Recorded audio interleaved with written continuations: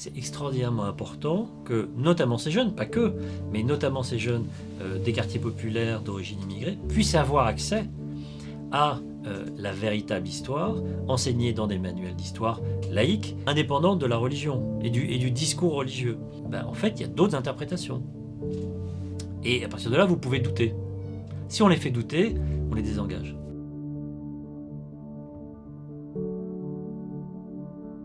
Bonjour Hakim El Karoui. Bonjour. Merci d'avoir accepté notre invitation. Alors, pour vous présenter rapidement, vous avez travaillé à Matignon, puis à Bercy. Et aujourd'hui, on vous invite en tant que président de l'Association musulmane pour l'islam de France. Et on vous remercie d'avoir accepté notre invitation. Alors, pour être transparent avec les gens qui nous regardent, il y a peu, vous étiez assez mécontent d'un article paru dans Valeurs Actuelles au sujet de la MIF, dans lequel on disséquait certaines ambiguïtés de membres de la MIF comme Tarek Oubrou et Mohamed Bajrafil. Et vous nous aviez répondu en disant que c'était un mauvais procès, que ces gens-là avaient évolué, qu'ils combattaient l'islamisme, ce qu'on ne peut pas dénier au regard de ce qu'ils font aujourd'hui. Alors avant de vous laisser développer, comment est-ce qu'on peut en toute bonne foi différencier la taqiyya, c'est ce que certains leur reprochent, c'est-à-dire dissimuler leurs idées, de l'évolution de leur dogme, de leur doctrine? Comment est-ce qu'on peut différencier la dissimulation de l'évolution? Alors d'abord, il faut distinguer les deux, Tarek Oubrou et Mohamed Bajrafil. Tarek Oubrou a un parcours qu'il revendique, qu'il reconnaît, où il a commencé proche du salafisme, il est passé par des organisations assimilées aux frères musulmans, et puis il s'en est détaché, et d'abord intellectuellement et théologiquement, je pense que c'est ça qui est important.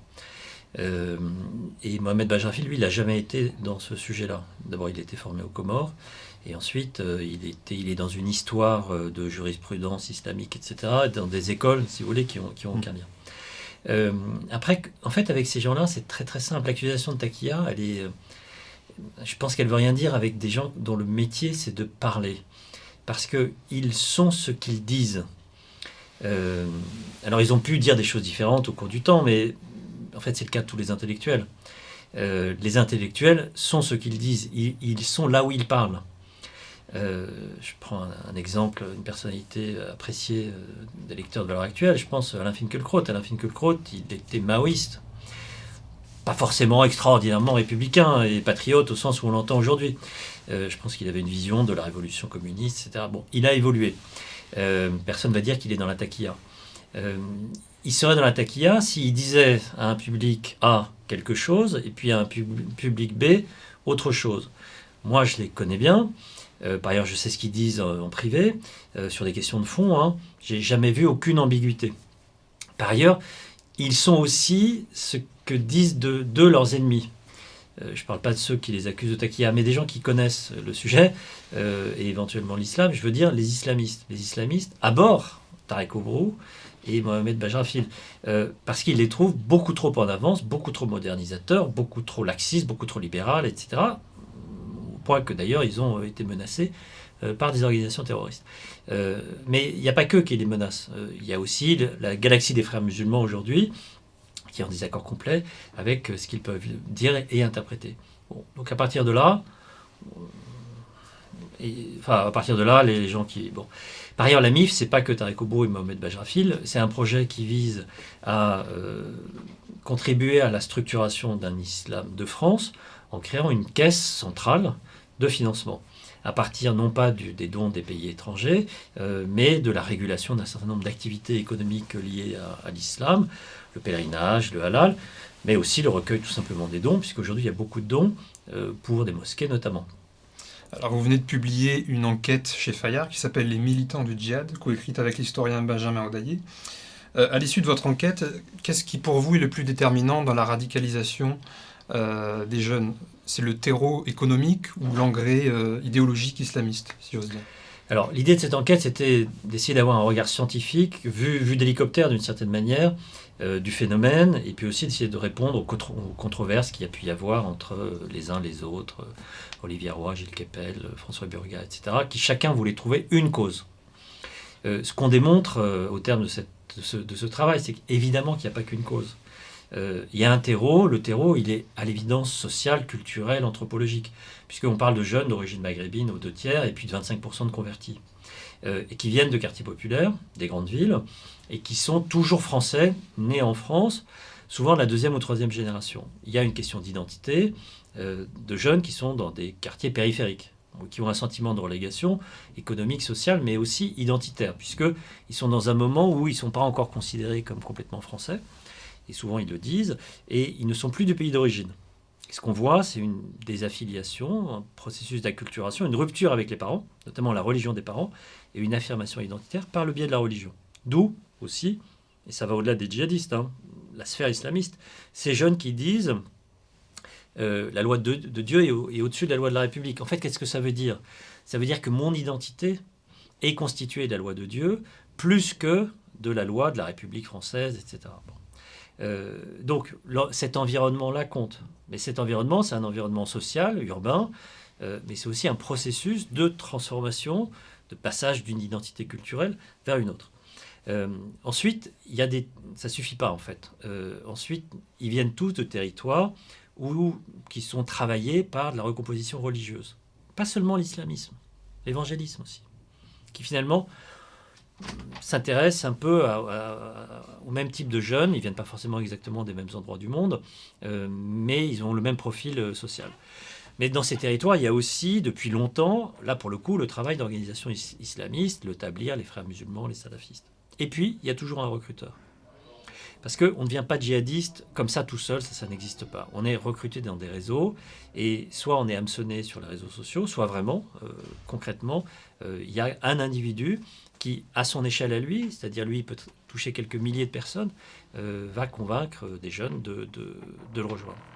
Donc, il y a tout cet ensemble de dispositifs, et puis il y en a un qu'il faut bien comprendre, c'est qu'il y a une adhésion idéologique, il y a une vision du monde dans l'islamisme, et puis dans sa partie violente, le djihadisme, qu'on voit notamment par la mobilisation des femmes.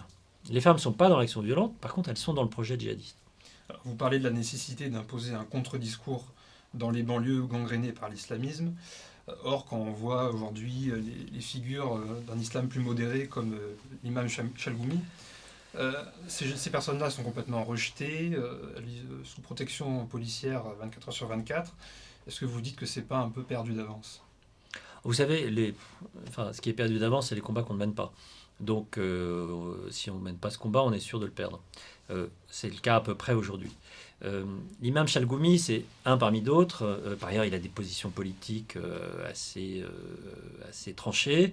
Et puis, en fait, il est aussi perçu comme étant étranger. Mais c'est pas une personne qu'il faut de toute façon. C'est pas 3, c'est pas 10. C'est un ensemble de personnes, des gens connus, très connus, des gens peu connus. En fait, il faut que le consensus religieux sur l'interprétation se déplace. Et ça, c'est un travail très profond.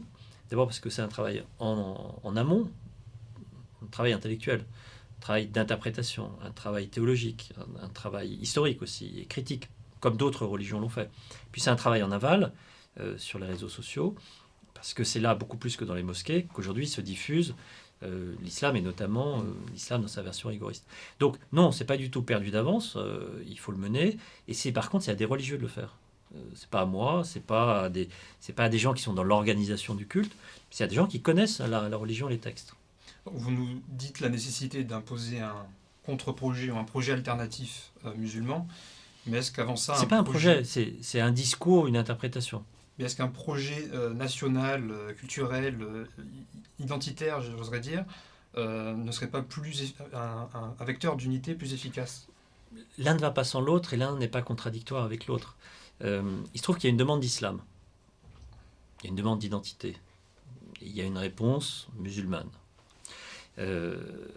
Donner cette réponse-là en disant qu'on peut être français et musulman, musulman et français, sans qu'il y ait de contradiction dans les termes, et pour des bonnes raisons à la fois républicaines et religieuses, c'est la meilleure façon de convaincre les jeunes de cette possibilité, et au-delà des jeunes d'ailleurs, l'ensemble de la société française.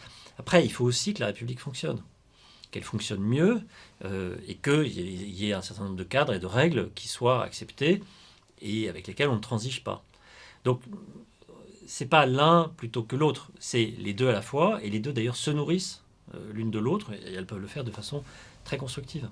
Dans votre enquête aussi, on apprend que les imams finalement ne jouent pas un rôle si important que ça dans le recrutement des djihadistes dans les cités.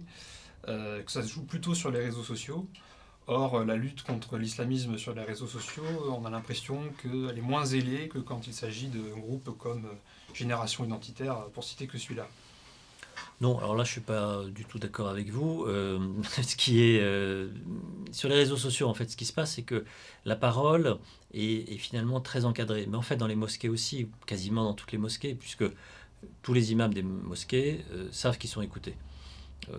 Ou que leurs prêches sont enregistrés, etc.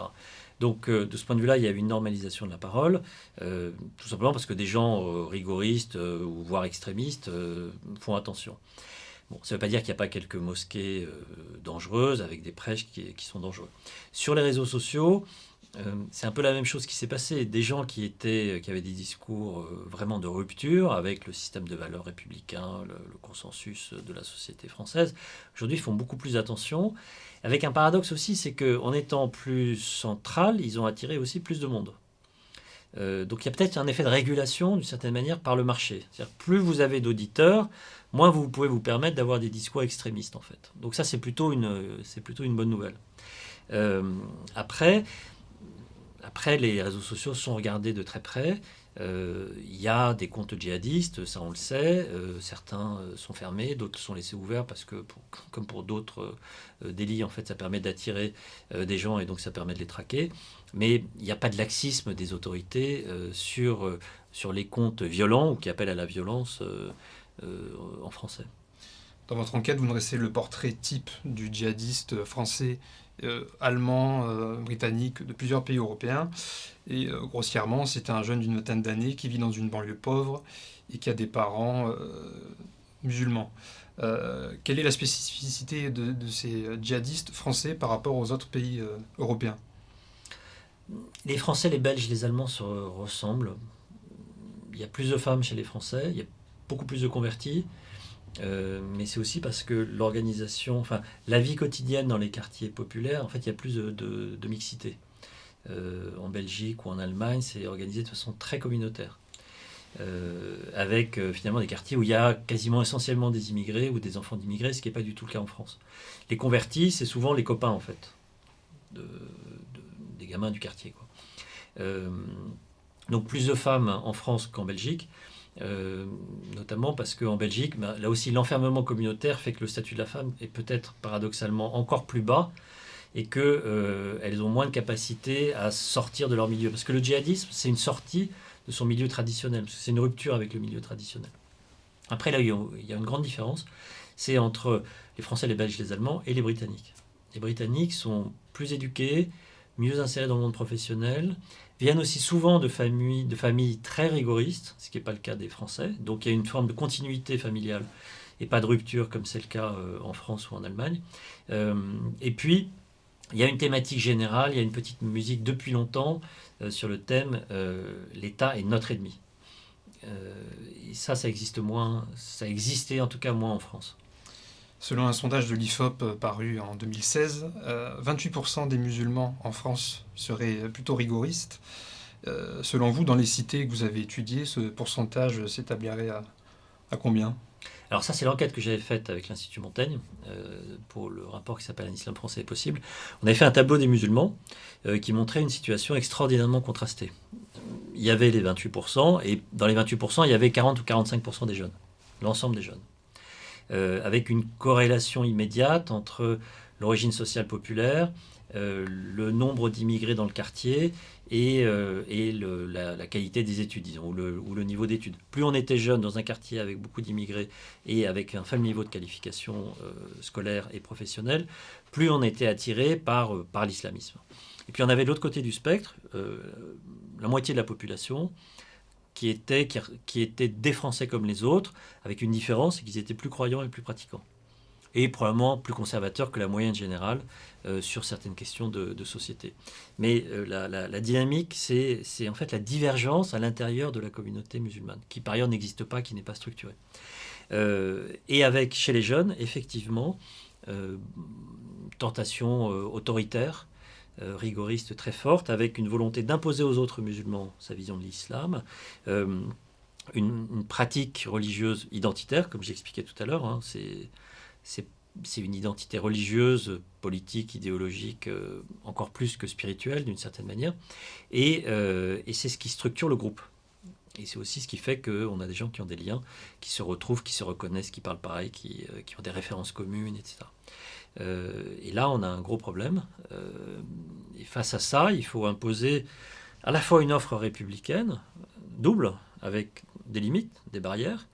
Un moment où on dit non, ça, c'est pas possible. C'est le sens de la loi séparatisme, d'une certaine manière. Et aussi plus d'efficacité. Parce qu'il y a une offre, il y a une demande. Et d'où la nécessité d'avoir... j'ai fait un rapport aussi récent pour l'Institut Montaigne sur les quartiers populaires où la première chose, c'est que si on évite de concentrer toute la nouvelle immigration au même endroit, on va simplifier les choses. Or, c'est ce qu'on fait depuis 30 ans. En Seine-Saint-Denis, pour prendre qu'un exemple, on est passé de 15 à 30% d'immigrés entre 1982 et 2015. Et en France, on est passé de 7,5 à 9,2. C'est comme si toute la nouvelle immigration était venue en Île-de-France, en fait, et dans les quartiers pauvres d'Île-de-France. Et donc forcément, dans un système français où on a la majorité, la minorité, la majorité veut que la minorité lui ressemble, de cette manière, elle l'attire. C'est ça l'universalisme à la française, c'est soyez comme nous et vous serez des citoyens de plein exercice. Quand le système se retourne, le processus d'intégration, il ne peut plus se faire. Donc ça c'est très important et ça c'est le rôle de la République. Deuxième rôle de la République, c'est d'investir au bon endroit avec les bons outils, qui sont des outils financiers et aussi des outils humain en fait. Et ce qu'on voit, c'est qu'on met de l'argent sur la rénovation des bâtiments, et on en met très peu sur l'accompagnement des habitants. Et ça, c'est ça la promesse républicaine qui aujourd'hui ne fonctionne pas assez. Donc les solutions, vous venez d'en parler, on les connaît déjà, en quelque sorte. Plus ou moins. Du moins, ça fait très longtemps qu'on en parle. Non, je ne suis pas d'accord avec vous. Non, parce que ce dont on parle, c'est les mauvaises solutions. On pense que mettre de l'argent sur les bâtiments, ça va régler le problème. Non. La question de la répartition de l'immigration, on n'en parle jamais. Jamais. Donc non, je ne dirais pas qu'on en parle. Et puis la question plus générale de la répartition de l'argent public sur le territoire, on n'en parle pas non plus. Ce qu'on a montré aussi, c'est que la Seine-Saint-Denis, toujours elle, 8e département contributeur au financement de la protection sociale, est le dernier receveur. Tout le monde croit que les immigrés viennent pour vivre des allocations familiales et sur le dos de la Sécu. Non, c'est tout l'inverse. Ils les financent. Ce que je voulais dire, c'est que depuis 2012, qui correspond au début de la vague d'attentats qu'a connue la France, le débat s'éternise, on ressasse à peu près toujours les mêmes solutions, les mêmes analyses, et pourtant, d'ailleurs, certaines sont mises en œuvre. Il y a la dissolution de certains groupes, la fermeture de certaines mosquées, et pourtant on a l'impression d'en être au même stade. Alors, pour moi, on ne fait pas du tout ce qu'il faut. On fait de l'entrave. Parce que l'État sait ce qu'il sait faire, ce qu'il peut faire, et il a raison de le faire. Entraver les associations, évidemment faire de la répression, et évidemment, ça c'est le rôle des services de renseignement, suivre au plus près les gens les plus dangereux pour essayer d'éviter qu'ils commettent des attentats. Ça c'est une chose. Mais on fait très peu de prévention et très peu de politique de désengagement.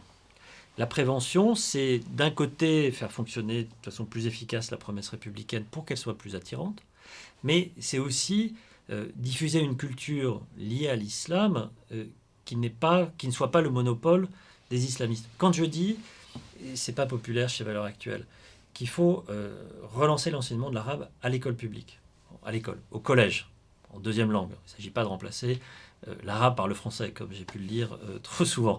Qu'est-ce que ça veut dire ? Ça veut dire que quand on apprend une langue étrangère, on apprend la langue, on apprend l'histoire, on apprend la culture, on apprend la civilisation.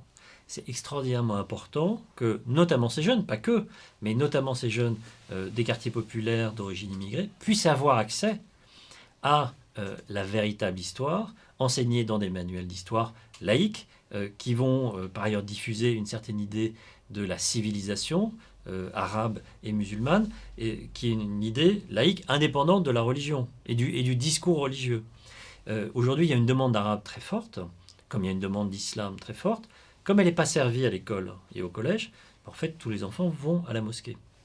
Et donc, ça, c'est aussi une façon de faire de la prévention, non pas de la radicalisation, mais d'une certaine vision univoque et uniforme de cette histoire, de cette religion et de cette vision du monde. Et puis après, il y a des choses très pratiques à faire. Vous parlez de contre-discours. Une façon de désengager les terroristes, c'est aussi de leur dire, eux qui croient qu'ils se sont engagés pour des raisons et avec des arguments religieux, c'est une façon de leur dire, en fait, il y a d'autres interprétations. Et à partir de là, vous pouvez douter. Si on les fait douter, on les désengage. Alors, il y a quelques semaines, le grand recteur de la mosquée de Paris a quitté le projet de Conseil national des imams à cause, disait-il, de la composante islamiste du CFCM, le Conseil français du culte musulman, auquel l'AMIF s'était associé pour créer une association de financement du culte. Ce que vous voulez faire, si j'ai bien compris, c'est essayer de concurrencer justement cette composante islamiste. Pourquoi ne pas vouloir tout simplement l'interdire ? Alors ça, c'est pas de mon ressort, ça c'est du ressort de l'État, qui traite avec le CFCM et qui sait qu'au CFCM, il y a des organisations qui représentent le Tablir, qui représentent les frères musulmans, qui représentent le Mili Gorush, c'est les musulmans à la façon turque. C'est l'État qui a contribué à la création du CFCM, en respectant pas forcément la séparation entre l'Église et l'État, et c'est l'État aujourd'hui qui continue à traiter avec lui. Donc ça, c'est le problème de l'État. Après, il y a des lois sur la liberté d'expression, sur la liberté d'association. La loi sur la liberté d'association va être modifiée par la loi sur le renforcement des principes républicains pour permettre plus facilement la dissolution de certaines associations, islamistes ou pas. Peut-être que Génération Identitaire sera concernée. Des associations qui mettent en danger, d'un point de vue idéologique, en fait, le pacte républicain. Peut-être qu'à la lumière de cette loi, il faudra dissoudre ces organisations. Mais pour moi, le sujet n'est pas là, en fait. Le sujet, c'est on va créer un islam de France avec une organisation française de l'islam, si on est capable déjà d'avoir un financement français.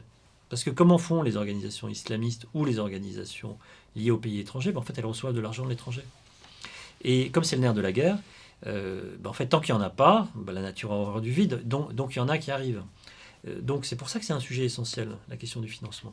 Merci Hakim El Karoui. Merci à vous.